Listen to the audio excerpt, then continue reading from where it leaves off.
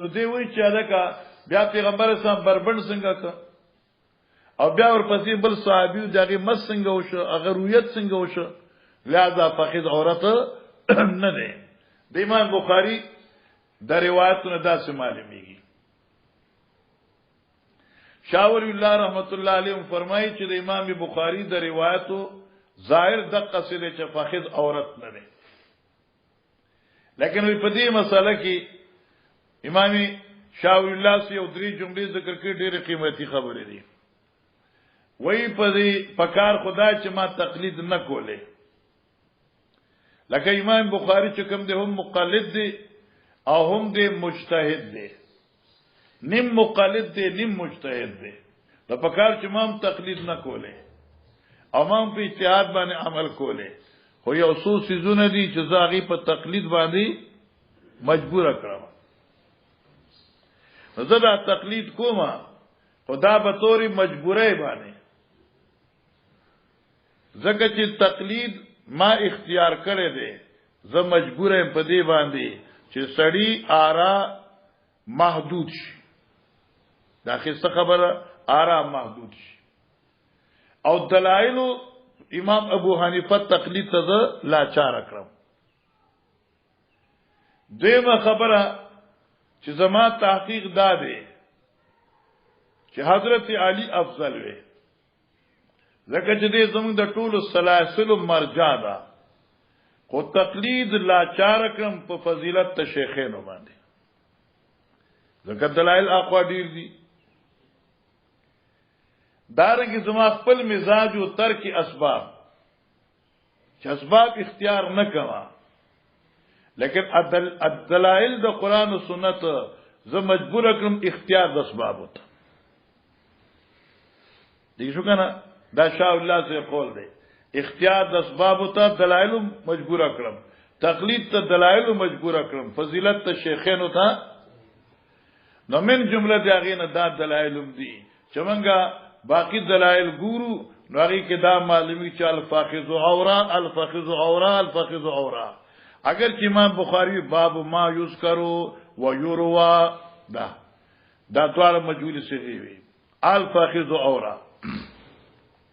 دا ترمذی شریف ویل دا او پای کی دا روایت راځي په 201 کې غالبا نہیں جلد 2 اور 107 صفحہ التبتلا نہیں رسول تذری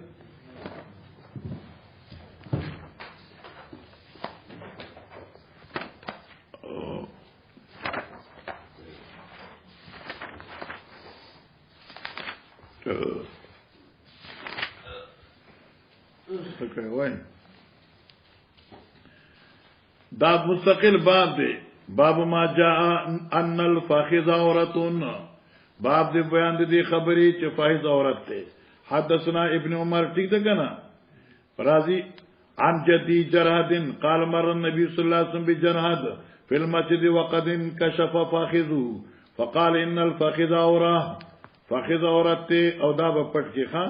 ورپسې بل حدیث الفاخذ عورتون بل حدیث الفاخذ عورتون ورپسې زه په زه راځي ٹھیک شو مولانا سیوا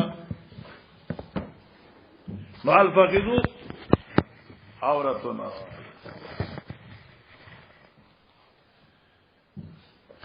وقال انس حصر النبي صلى الله عليه وسلم فاخذه ودي جمله موږ برو صبح کوخه حصر النبي ان فاخذه اے نبی علیہ السلام د خپل پتوننا لنګ اوچت ک اوس امام بخاری وی کې فاخذ عورت وی نو پیغمبر علیہ السلام خپل پتون ولې بربند کړهو لګاز عورت نه دی ښا اوس دې تا خپل اوس فرق قال ابو عبد الله امام بخاری میں گویا وحدیث انس اسندو وحدیث جرحد احوتو حتى نخرج من اختلافهم گورا حدیثونو تا حدیث انس اسند دے یعنی سند مضبوط دے او قوی دے په اعتبار سند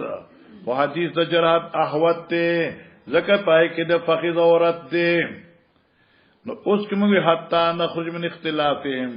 اے اختلاف موضوع حاصل سشا امام بخاری دی قول نه معلوم شوا د حدیث قوت ته ګوري نو فائز عورت نه دی لیکن کی چره د شرم او حیا احتیاط ته ګوري نو قول جرحت اولاد چې احوت دی اوسو کې دی وی یو طرف ته احوت وی یو طرف ته اسند وی نو مسلک ادا دی چې فخذ عورت نه دی خو پټول اولاد دیم قول دا دی چې نه دی چې کله احوت وی اشاره شو اگر چې ادله قویه پادمی عورت ته فخذ دی لیکن نور ادله اگر چې هغه موقوف دي یا هغه متصل غیر متصل دي لیکن هغه نه دا معلومیږي چې دا عورت ته او دا خبره به تر ده لہذا د جمهور موافق شو جی خجی قال ابو موسی غط النبي صلی الله علیه وسلم رکبته حين دخل عثمان دا ګوره استایات حدیث او مشکات په تعویل چې نبی علیہ الصلوۃ والسلام د کوئی په غار ناشتو ازنګونه برسیرو ابو بکر سے ابراغ فوا علی حاله او عمر سے ابراغ فوا علی حاله او کله چې عثمان سے ابراغ ورته لګودريګا او درې د نبی علیہ السلام ډډه ولې وا سم کې ناست او صادره په ځان باندې برابر ک ورته چې راځه یا ویلې کله مشکات کې ورته چې راځه واښیا به چې وارث تاسو ک چې شیخین را ته په خپل حال وي او چې کله عثمان راغم تا تکیوم لري کړه او بیا کینا سیو زنګون باندې دم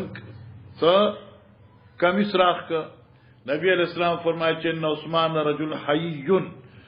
عثمان انتهایی حیادار سره دی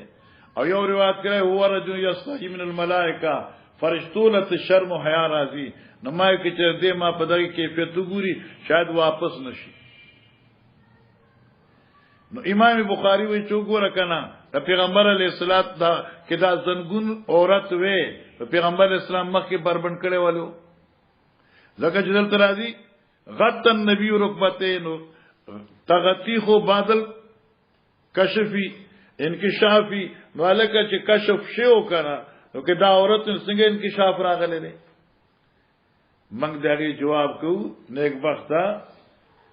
چې نبی علیہ الصلوۃ والسلام چې ناستو لنګي په زنګون باندې خو قمیص نو قمیص برو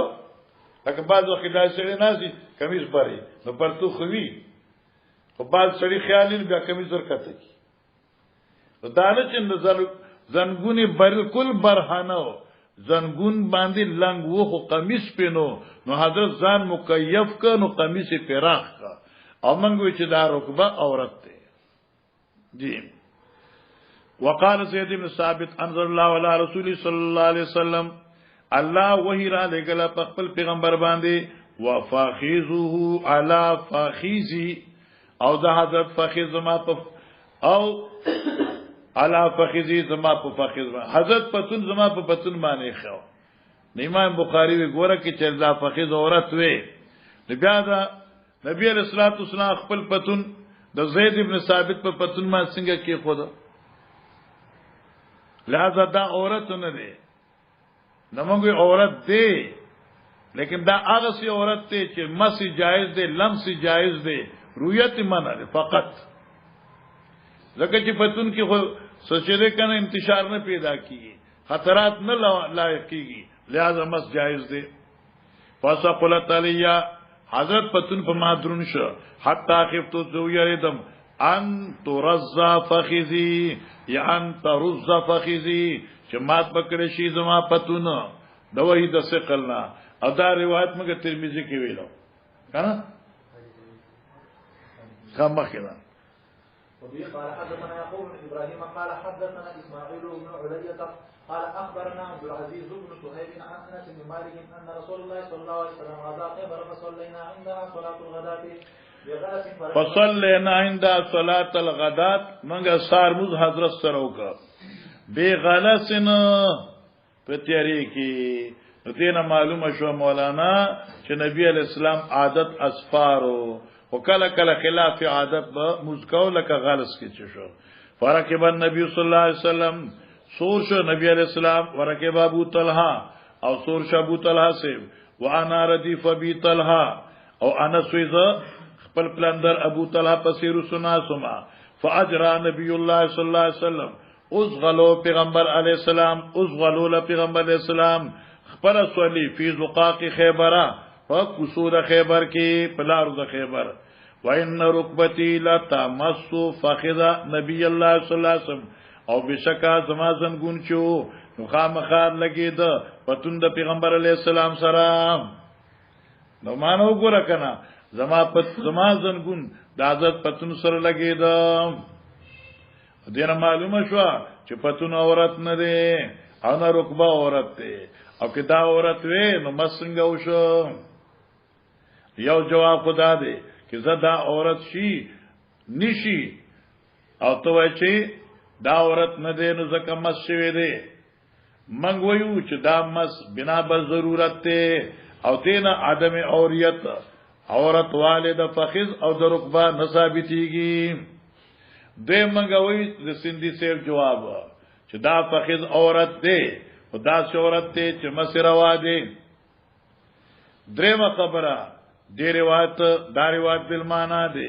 دلته د ان رکبتی لا تمسو فخذا زما زنګون رس جوخشو پتون د حضرت سیف سرا او مسلم شریف کې دارازی 460 کې وان قدمی لتمس فخذ النبی 460 راک کنه مسلم سره صاحب حضرت اوس ګوره 460 صفحه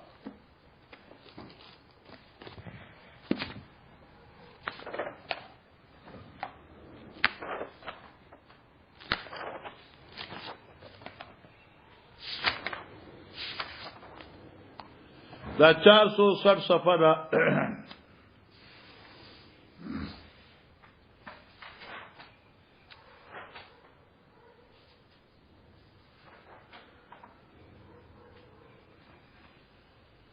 حاجی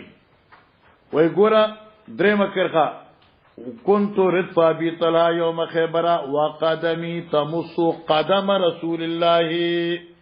دا بزان لولي کې دلته اخپی اخپو سر لګي دل دي سره چې سوري نو اخپی اخپو سر لګي کرا زنګون څنګه پتون سره لګي ته لګي نه لګي کنه په موټر سایکل باندې دوه کسان کې نه یو ډرایور دی هغه مخ کې ناس دی ورپسې بل ناس دی ورپسې بل ناس دی نو ستار رکبه بدی پتون سره څنګه لګي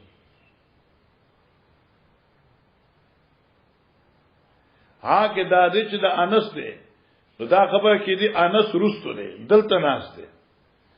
دې چې رستو شو نو دې پتون لند شو نو د دې زنګون په حضرت پتون سره لګي دی او عام طور سره چې ردیفی نو قدمین یو بسر لګي رکبه فخذ سره نه لګي نو په دې اعتبار سره دې روایت کراغه و ان قدمی لا تم یعنی تمس قدم رسول الله زال په کشرح کړیا درې مکر خوا دارنګه موږ څنګه بخاری شریف کې صفحه 86 کې راځي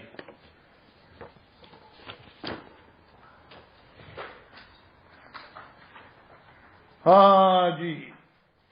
یو دوا درې سلور 15 پګما و مخرخه ولم يسمع اذانا ركب وركبت خلف ابي طلحه وان قدمي لا تمس قدم النبي قدم مس قدم سره تیشو مولانا سیبا خا بیاوی ثم حسر الازاره دیده تغوک کیدا حسر الازاره بیا پیغمبر علیہ الصلوۃ والسلام خپل لنګ د فخذ نه اوچت ک فحسر الازار عن فخذه حتى اني انظر الى بياض فخذ نبی الله صلی الله علیه وسلم و تردی پر حسر الازار پیغمبر اسلام لنګ اوچت ک ان فخذ خپل پتون حتى تردی چانی انظر الى بياض فاخذ نبی الله صلی الله علیه وسلم ما د حضرت بتون سپینوالی تما قتل اوس دې ځکه اشکال دی چې دل ترغه خسره الازاره د پیغمبر علی السلام ازار برکه د پتون نه نو کې پتون عورت وي نو څنګه برکه منګوي کې چې داریوات معروفه به خسره به د اوچتوالی د لنګ لپاره د تهيؤ دا د قتال د دشمن دی پاره ځکه چې لنګ کې بیا سره منډني شولې نو دا لپاره تهيؤ ځان تیارولو لیکن منګوي چې دا خسره نه دی خسره دی ځکه چې مسلم شریف جلد اول 458 کې لیکلي دي بیا ځان ولیکا مسلم جلد اول 458 خسره ده معنی دا چې ثم خسر الازار اے د پیغمبر علی السلام د پتون نه لنګ اوچت شو ولکه ته چې په سواله ناس لنګ دی ولی او چې سله راشن اوچتی کې نه اوچتی یعنی دغه غز دام میدان صادر واچو په ځان باندې او په موټر سایکل کې نه منډه ولور که صادر بدن والوسی دا خسر الازار حضرت ته پتون نه لنګ اوچت کړي شو حضرت نو اوچت کړي دارنګ یو روایت کې راځي ون حسر الازار یا خسر دی یا ون حسر دی یعنی اوچت کړي شو او په دغه باندې تستلانی چې کما څخه د جلد ثانی 32 صفحه ده هغه لیکل دي چې دا خسر پکار دی یا ون حسر پکار دی ځکه چې سید الکائنات امام الانبیاء د شان سره دا خبره نه خایږي چې حضرت خپل پتل په خپل بربند کړی وي یا خسر دی یا ون حسر دی او دا کما جاء فی روایت مسلم او التفصیل فی قسطلانی جلد ثانی صفحه 32 جی فلما ادخل قريه قالت قالوا الله اکبر خربت خیبر تفاولا نیو فرمایله دا موږ مغازی کوي الله اکبر خربت خیبر تباش خیبر نو واقعي تباشه ان اذا نزلنا بساعه قوم کله چې موږ نازلېګو راکوزیګو په یو مالی د یو قوم باندې فسا صباح المنذرین اډیر بدوی سبا دی رول شو قال ثلاثن درې زلوي قال جی وخرج القوم الى اعمالهم وتلو دا قوم یعنی آل خیبر الى اعمالهم الى زائد نو خرج القوم لاعمالهم قوم وتلو خپل مزدورو دی پارا کارون دی پارا فقالوا نذي محمد سیبراله چاوی فقالو یوجانو وی قال عبد العزيز راوی دا حدیث وی وقالوا بعض اصحابنا او بعض اصحاب زمونږ وی اسوق د محمد ابن سیرین دی یا ثابت البنانی دی لکه مسلم ذکر کړی دی په حواله د قسطلانی سره قال بعض اصحابنا سوق دی بعض اصحابنا محمد ابن سیرین یا ثابت بنانی سے والخمیس یعنی محمد والخمیس محمد علیہ السلام دی او لخر دی یعنی الجیشا او موږ مغازیو کې ویلو چې دا لخر ته خمیس ولی وای ځکه پیغمبر علیہ السلام لخر به په 500 سو منقسم اصل لخر ته به قلب وی بیا به خي طرف ته باز ډله وا هغه ته به میمانه وی ګس طرف ته میسره وی اور چې کوم د ټول نمخ کې به نغی ته به مقدمه الجيش وی او رسو به پاتې شو مؤخره الجيش نو قلب میمنه میسره مقدمه الجيش او مؤخره قال دی فصبناها عنوتن فتك من دا خیبر په غلبي او په قار سره انوت جنگ نو شو فجمع السبيو قیدیان جمع کړي شو فجاء دهیا راغ دهیا قلبي فقال يا نبي الله آتني جاريه من السبي الله پیغمبر مال یو جاریه راکه د قیدونو یو قیدونو یو پکار جاریه فقال اذا فخذ جاریه لار شاغ جاریه واخلا لار سودان یو جاریه وراولا فاخذ صفيه بنت حيي دې چلار نو صفیه واغستا آیراوستا نو فجاء رجل الى النبي صلى الله عليه وسلم دې حدیث ته ګوره ما تاسو ویل مغازیو کې چې جلد اول کې برازي بعض خلک وایي چې دی واغسته چې نبی اسلام کا ډیره خسته وي دا ماته پرېږي دا خبره خوند نه کوي او د نبی د شان نه خلاف ده او د دې کې محدث لیکي چې 57 سال پورې حضرت څخه یو بیبي و د عمر و 50 پورې سو یو بیبي و خدیجه الکبرى و او په 24 سال باندې کړي و او تر 57 نبوت پورې دغه یو و او دغه نه بچی شو او بیا حضرت عائشہ سره نکاح شو قبل هجرت خزفا په بعد هجرت او بیا په 63 کې حضرت تللی دی نو د 50 تر وسو د نور ودونه کړی دي جوش د شباب چې کمی نه هو د 40 نمخ کې د تقریبا سبق قضا کوي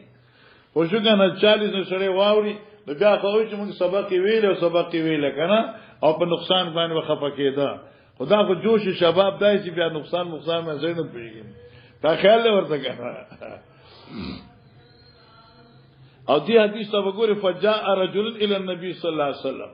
راغ یو سره نبی علیہ السلام څخه فقال یا نبی الله اے د الله پیغمبر اعطیت دهیتا تاسو ورک دهیتا صفیہ بنت حیی سیدۃ قریظه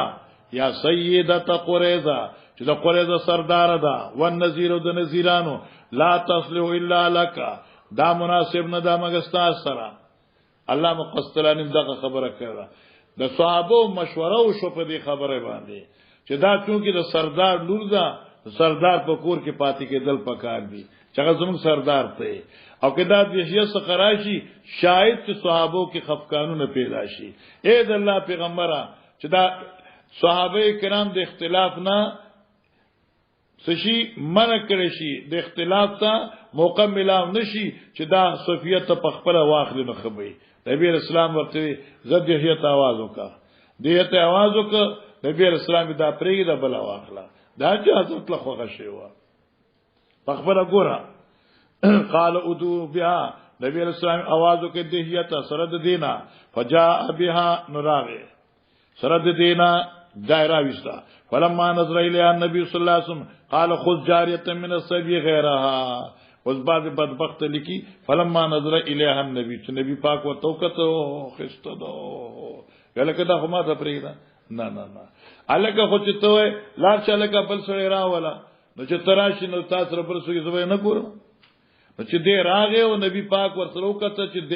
دا صفیه ور سره ده حضرت دا پریدا بل واخله قال فاعتق النبي صلى الله عليه وسلم نبی پاک دا آزاد کړه وتزوجها او بیا واده کړه معلومه شو آزاد کړه مخ کی او بیا واده کړه او بعض علماء چې دا عتق مہرو او بعض روایت کرا دي چې نه دا آزاد کړه او یو وینځه ورزانه نومو یو وینځه ورزانه نومو اگر رزانه وینځه صفیه تور کړه چې دا ستا مہر دی نشکال ختم دی فقالوا ثابت یا ابا حمزه ما اصدقا ثابت شاگرد ابا حمزه د انس شاگرد ما اصدقا ماری ولا سور کړو وی نفسا تقا وتزوجا نکبختا آزاد کړو نکاح وک حتا اذا کان بالطريق کله چې نبی علیہ السلام واپس راته په لارې باندې ستا خیال ورته او موږ مغازی کوي او دا دې غسل کو یعنی حیض نه فارغ شوه نو جهزت حاله ام سلیم نو دا تیار کړه حضرت صاحب دی پارا ام سلیم لکه د جنې تیاری کنا لکه څنګه تیاری سره لمنګز کی سترګې ولا توري کی او دغه سیګر چې ټلیفون نه کړی نو اخري خبره غسل شي وخت چې غوړ شي ا منګز شي پوښ کنا ردا تیارولی مال یو خدای ودی کینی بلتا ورګه چې سر دلو ګورما کنه ګوتې متوي سپګي به ختم کو بیا ورګه چې تیل میل پکې واچو ورګه چې منګز کو ساخاله ورته دې ته تجهیز وای کنه جی تیشو کنه ها تیشو فعادتها له من الليل بیا د شپې حضرت ته هدیه کړه یعنی ور اولې غلا فاسبان نبی صلی الله علیه وسلم روسا نبی علیہ السلام ته سار پاسې دن واده کړه ان واده شو جی فقال ذي من كان عنده شيء نبی علیہ السلام چاک څخه سوي د خوراک فل یجئ به نوراوړي وبسطا نطعا نخور کيو دسترخان فجعل الرجل يجيب التمر وچابراو لکجوري وجعل الرجل يجيب السم او چابراو کوچ فقال فرمایل واحسبوا قد ذكر السويقا او چا ذکر کا سويق ستوان راول قال فحاسو حسن جوړه کدی تن یو حلوا فكان وليمه رسول الله صلى الله عليه وسلم دغه وليمه وا شابه مخیرا یو حدیث باو کې کم تصلي المرأة الک دا خذب پسو جامو کې مسکی نو طالب پاره خود دو جامی وینو خذب پاره سو جامی دي نو علماء کرامو ضرورت خو بس ضرورت باشد روا باشد خلاص او دیمه خبردار چالکا دو جامی یا درې جامی لپاره خذب ضروری دي ځکه دې 70 په پورا راشي نور څه پکشته نه ښه چې کم تصل مرات من الثياب وسو کپڑوں کې بزنانه مسکی قال کرما وی لو وارد جسدا فی صوب جاز کتا خذا په یو صادر کې ټول بدن پټ کې نماز جایز دی بس د خذ عورت چې کم دی نو دا سر نواله تر خپو پورې دی الا وجهها وکفیها وقدمها مخی عورت نه دی ورغوی عورت نه دی اخفی عورت نه دی او څوک چې دا په موس کې فقط نور به باقی ټول بدن به کې ساره بربندي موز نه کی پاندای بربندي موز نه کی ساید لی چې بربندي موز نه کی نو من الراس الى القدمين كلها عورة جی آسان دی وبه قال حدثنا ابو اليمان قال اخبرنا شعيب عن الزهري قال اخبرني عروه ان عائشه قالت قال كان رسول الله صلى الله عليه وسلم يصلي الفجر فشهد معه نساء من المؤمنات متلفعات بمروت نداتا سویل ځان پټون کې په صادر سره جی ثم يرجين الى بيوتهن بیا بلار خپل کورونو ته ما يعرفهن احد اچا بنه پیجندلې ارچا خپل مرزي ده خدا بعضی کتابونو کې لیکي چې ما یور من الغلس دا دراوی زیادت ته زبذات خود دې قائل نه ما ځکه چې دا ما یورفنا احدن دې یا بعض روایتو کې راځي دراوی کلام نه دې ما یورفنا من الغلس ته لہذا کله کله پیغمبر اسلام په طریقې مزګو دې کې څه ښکار دی او که ما یورفنا من الغلس یو معرفت شخص ته یو معرفت عین دی نو معرفت عین کی مراد شي نو دې کې څه ښکار دی چې خزه برقه مکمل اچولي نو بیا پته نه چې مرده کې لور ده مخکې ده باب اذا صلى في صوم له اعلام ونظر